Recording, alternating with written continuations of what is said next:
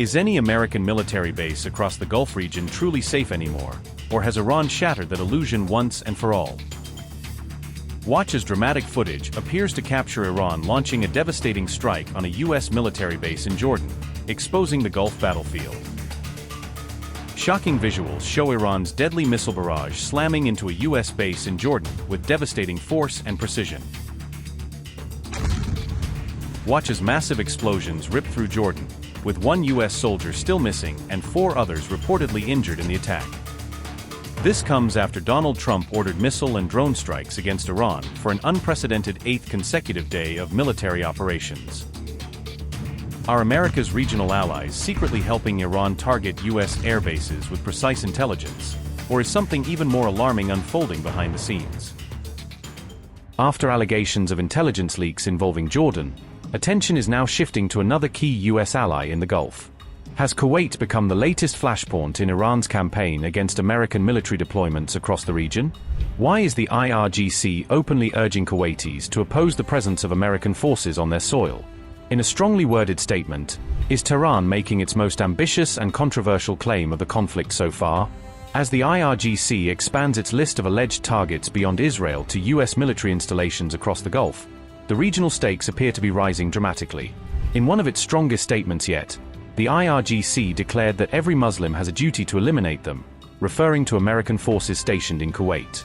The rhetoric marks a significant escalation in Iran's messaging and is likely to draw strong international condemnation. Tehran has issued a blunt warning that Kuwait must not allow its territory to be used as a launchpad for future American military operations against Iran. The statement underscores the growing pressure on Gulf nations as tensions between Washington and Tehran continue to escalate. Has Iran opened an entirely new front in the Gulf? Here's what Islamic Revolutionary Guard Corps has to say, and I quote, "Honorable people of Kuwait, parts of your Islamic land have been under the occupation of the infidel American military for years, and it has been used as a base for killing the Muslims of Iran, Iraq, Afghanistan, and Palestine. 140 days ago, the child-killing American army used these very bases to launch a war against us, the beginning of which was the slaughter of 168 school children at the Minab school and the martyrdom of the most prominent religious scholar of the current era, the martyr Imam Khamenei. The land of Kuwait should not be a safe haven for a terrorist army that has attacked at least 10 Islamic countries in the last few decades and killed millions of Muslims.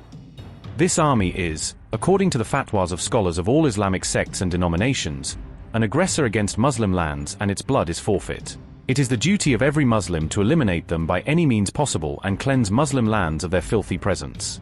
We expect you to rise to this religious duty and restore the dignity of Islamic lands." Our brave fighters, in Wave 22 of the Nosser 2 operation, codenamed with the holy name Ya Ruqayya, peace be upon her, in response to repeated American aggressions against Iranian soil, completely destroyed an enemy American early warning radar system via a drone strike. Furthermore, in another attack, they struck a shed for aviation equipment and parts and a hangar for American MQ-9 drones at the Ali Al Salem base, setting several drones on fire. We expect you, the honorable and noble nation of Kuwait, to rise to your divine duty and not allow Kuwaiti soil to be a source of evil and the killing of Muslims. The IRGC claims its latest strike targeted a U.S. early warning radar installation and an MQ-9 Reaper drone hangar in Kuwait, alleging significant damage to key American military infrastructure. However, these battlefield claims have not been independently verified by U.S. or Kuwaiti authorities. In a fiery statement directed at the people of Kuwait, the IRGC accused the United States of occupying their land and using it to wage wars across the Middle East. The statement also urged Kuwaitis to oppose the continued presence of American forces, sharply escalating Tehran's rhetoric against Washington. These developments come as Iran continues to claim that its recent missile and drone operations caught U.S. forces by surprise in neighboring Jordan. While Tehran portrays the attacks as a major military success, the full extent of the alleged damage remains unconfirmed by independent sources. Did Iran's latest wave of strikes really destroy 20 U.S. military hangars inside Jordan and leave dozens of American soldiers dead? The explosive claims are spreading rapidly, but what has actually been confirmed, and what remains part of Iran's official narrative? Did intelligence allegedly provided by Jordanian citizens or insiders help Iran identify and target American military positions? As the IRGC publicly thanks unnamed local sources, major questions are emerging over whether any such assistance actually took place. Were U.S. C-17 transport aircraft and other military assets destroyed at Aqaba Airport? Or is the claim being exaggerated? We examine the timeline of events, the competing narratives, and what evidence has surfaced so far. The IRGC claims its operation caught Jordan's allies completely off guard while publicly thanking local individuals for allegedly providing crucial intelligence. But how credible are these assertions? And what could they mean for Jordan's security establishment and its regional partnerships? Iran claims its missiles and drones struck American C-17 transport aircraft and P-8 maritime surveillance planes stationed at Aqaba during the operation. If these claims are accurate, it would mark one of the most significant attacks on U.S. military assets in the region, but independent verification remains limited.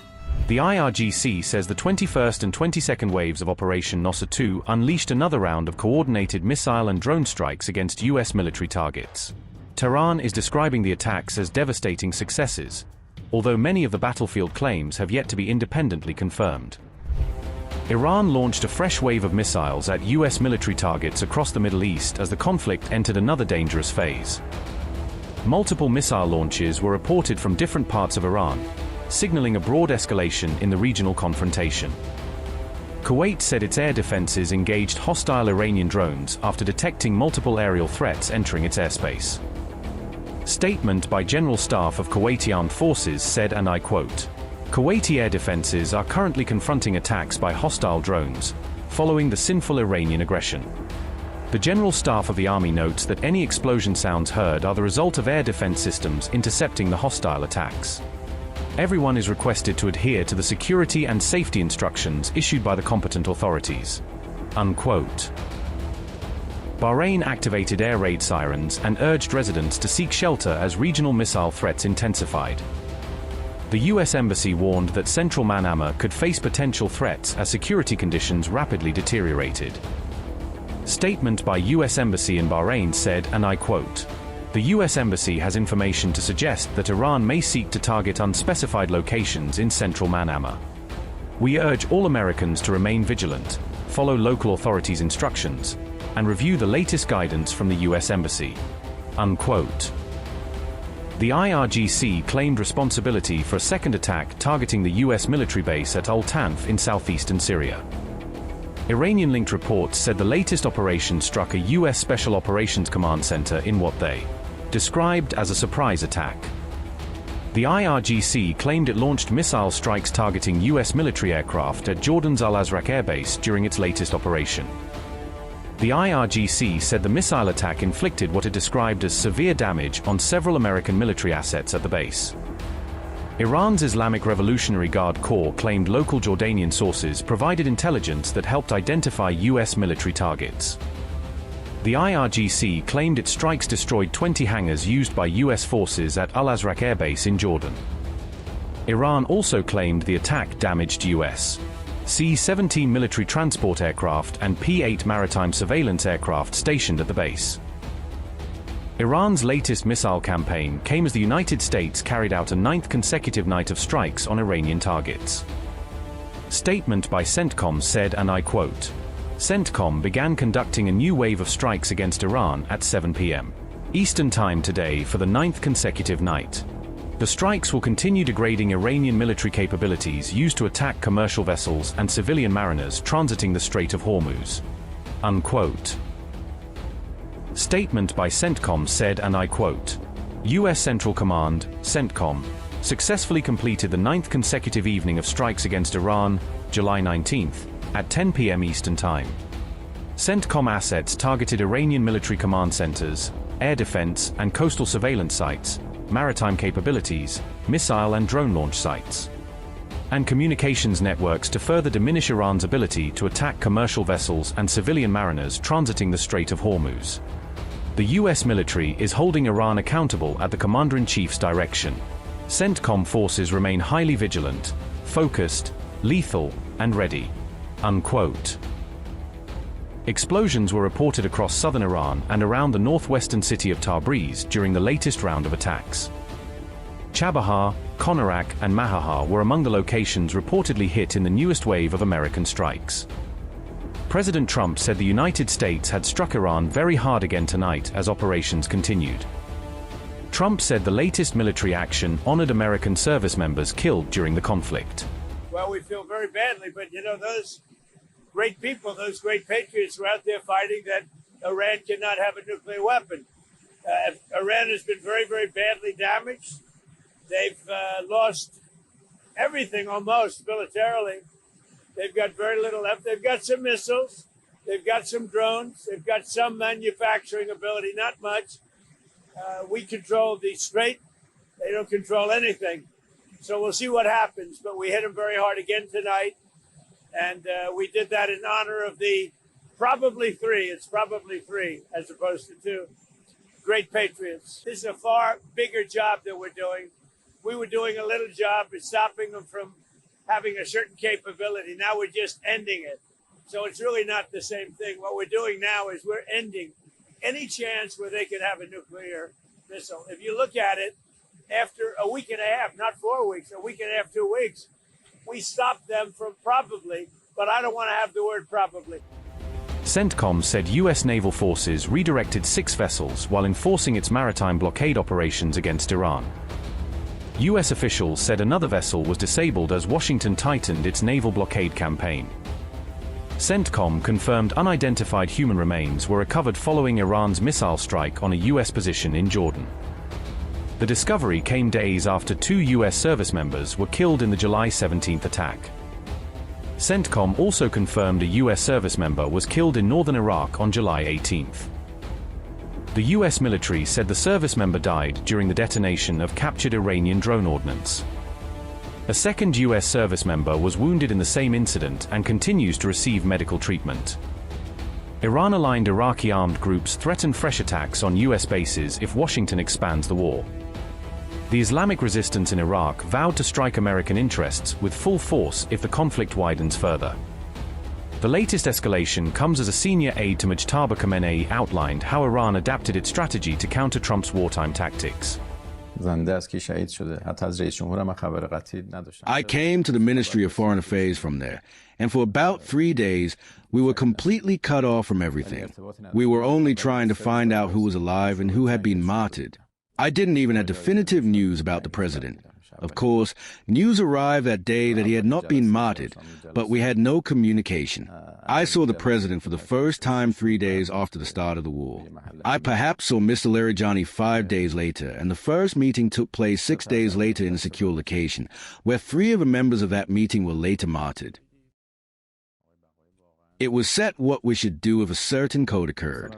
In the meetings, in the sense that no one wanted to say it aloud, it was even difficult to mention the leadership Code 110, which is a code for an attack and killing the supreme leader.